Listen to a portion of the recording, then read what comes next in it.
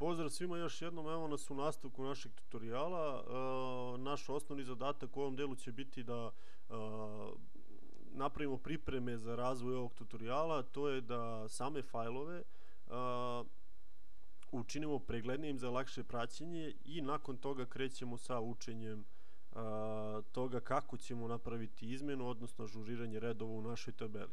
Za početak, kao što ste vidjeli u uvodnom delu ovog tutoriala, neophodno je da napravimo naslov na pregledu korisnika i link za upis u fajl. Tako da ćemo to sada odmah odraditi. Prvo je bitno da odredimo lokaciju gde će to da se nalazi. Kao što ste vidjeli u uvodnom tutorialu, mesto je bilo između poruka o broju redova i izlistavanju podataka. Ukoliko se prisjetite našeg ranijeg tutoriala, vidjet ćete da se to mesto nalazi između while petlje i ispisa poruke u echo komandi PHP-a gde se nalazi brojač redova tabele. Tu ćemo završiti i u isto vreme započeti PHP fajl, a između ta dva taga ćemo uneti naš HTML kod. Novi HTML kod je header kod, odnosno header tag koji se zove H1 i završava se sa _H1 i naravno njega možete podešavati putem CSS, ali o tome u CSS tutorialima. Ovdje ćemo naziv, samo sekundu, sve u redu, ovdje ćemo naziv dati spisak korisnika. Sačuvat ćemo ovu stranicu čisto da vidimo šta smo uradili. Osvežit ćemo i kao što vidite napravili smo jednu štampanu grešku, ali dobro, odmah ćemo ispraviti. Spisak korisnika. Kao što vidite, H1 tag je odradio svoj deo i dobili smo naslov iznad tabele koju prikazujemo.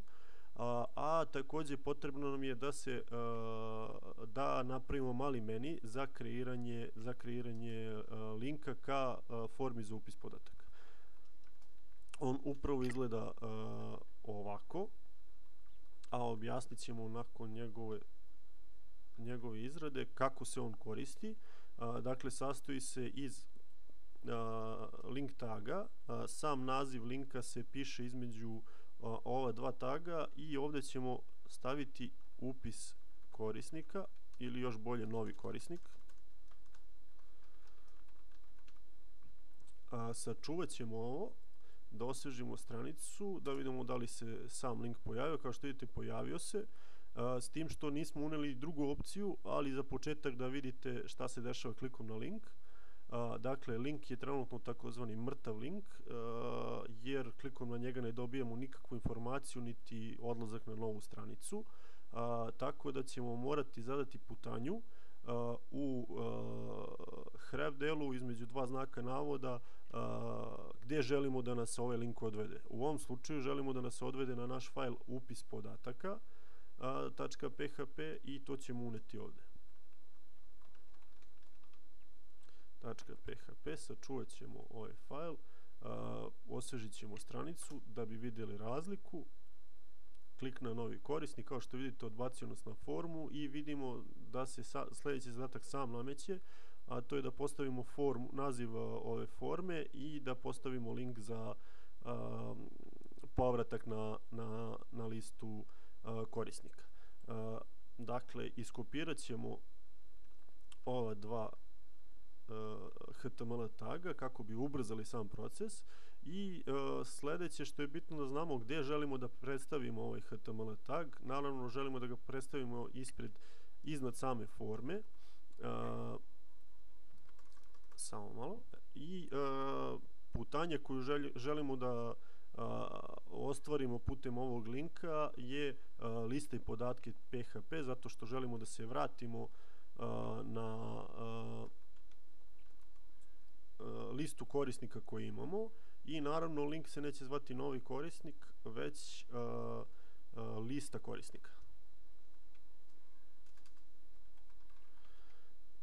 I naziv forme je novi korisnik.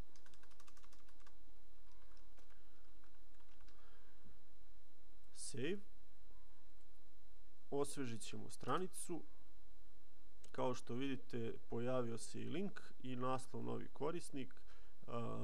Klikom na listu korisnika vraćamo se na spisak korisnika u bazi. Na novi korisnik dolazimo opet na formu.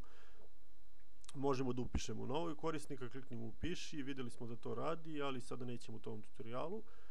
Sljedeći zadatak će nam biti da kreiramo edit linkove u samoj listi, ali o tome više u narednom tutorialu, jer ćemo se konačno upoznati sa get metodom, odnosno kako ćemo